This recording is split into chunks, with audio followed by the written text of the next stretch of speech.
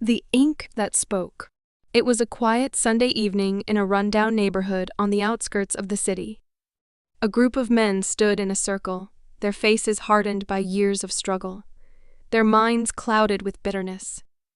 They were part of a local gang, their ideology steeped in hatred, with racism running deep in their veins. They called themselves the Legacy, a group bound by a misguided sense of superiority, fueled by violence and intolerance. As they loitered on the corner, laughing and passing around a bottle, the steady click of boots on concrete echoed through the street. The sound grew louder, and all heads turned toward the figure who had emerged from the fog of evening.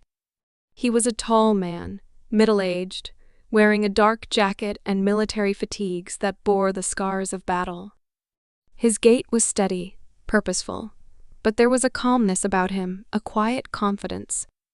It was easy to spot that he didn't belong. The gang members tensed, muttering low insults under their breath as the man drew closer.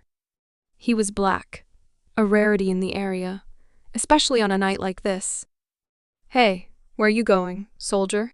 one of them sneered, stepping forward. "This part of town ain't for you."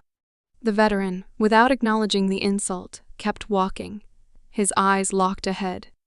He had seen far worse in his lifetime, and this petty street gang didn't even register on the scale of his life experiences. But they were relentless, closing the gap as they circled around him, blocking his path. "You got a lot of nerve walking through here," another one said, cracking his knuckles. "You think you're better than us, huh?" The veteran stopped, his expression cold but calm. He didn't need to respond.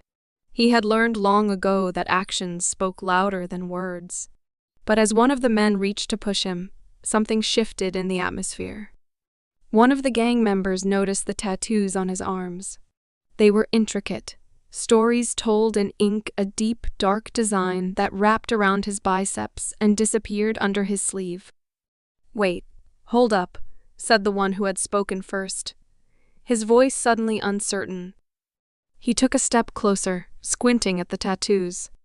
The veteran rolled up his sleeve just slightly, revealing the full extent of the design: a stylized eagle, wings spread wide, a snake coiled beneath it, and a ribbon inscribed with words, "No one fights alone." The group fell silent. One of them stammered, his bravado gone. Is that what I think it is?" Another gang member, his face pale, took a step back. That's the insignia of the 82 End Airborne. From the wars overseas. This guy's a veteran. A second of stunned silence passed, and then a wave of realization hit the group. The man they had been bullying was no mere passerby. He was a veteran, someone who had fought for the country they claimed to represent. Someone who had bled on foreign soil, likely saving lives and risking his own. His tattoos weren't just ink, they were symbols of sacrifice, pride, and an unshakable bond to those who had fought beside him, no matter their race or background. They knew what they had done. The tattoos were more than just a sign of his past. They were a reminder that some battles, some struggles, transcended everything they stood for. The men faltered, the weight of their ignorance suddenly unbearable. One of them tried to speak, but the words caught in his throat. He opened his mouth, then closed it again.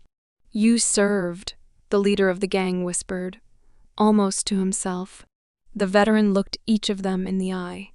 "I served with men of all colors, all backgrounds.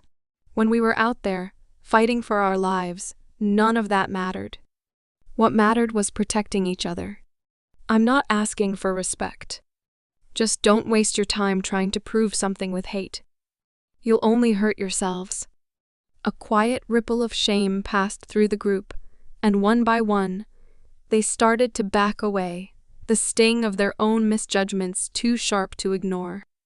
No one said another word. The veteran straightened his jacket, turned, and walked away, his boots echoing through the alley as the gang stood frozen, their pride shattered. They had expected violence, anger, a confrontation. Instead, they had encountered something far more powerful. The quiet dignity of a man who had seen the worst of humanity and still believed in something greater than hate. As he disappeared into the night, they stood there in stunned silence, the weight of the tattoo's message settling over them, leaving them to reckon with their own shame. And in that moment, the world around them felt just a little bit smaller.